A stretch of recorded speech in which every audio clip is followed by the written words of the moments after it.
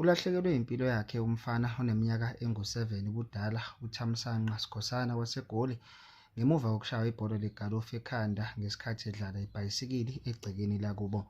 Kuthiwa ibhola legalofu liqhamuke ngesivinini esikhulu kungaziwa ukuthi livela kuphi lamshaya ekhanda umfana wabe seshonela khona egcekeni.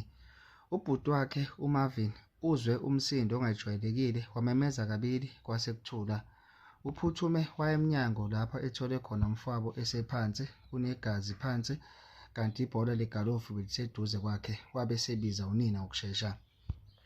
Unina uDokotela Promise Sikhosana ongudokotela osebenza eNetcare kuthiwa ubekhona endlini ehlanza ngesikhathi ebizwa. Uphuthume ngokushesha wafika waqala ngokunikeza usizo lokuqala wamthola umfana esaphefumula kodwa kanzima. Ngeshwa akuphelanga isikhathi eside umfana waphelela ezandleni zikanina. Le ndaba isishiye umndeni nomphakathi bethukile futhi bedabukile kakhulu. Kanti imibuzo isalokhu iyimi mayelana nokuthi ibhola legalofu liqhamuke kanjani langena egcekeni lomndeni. Isambane News sibuya nazo sishisa.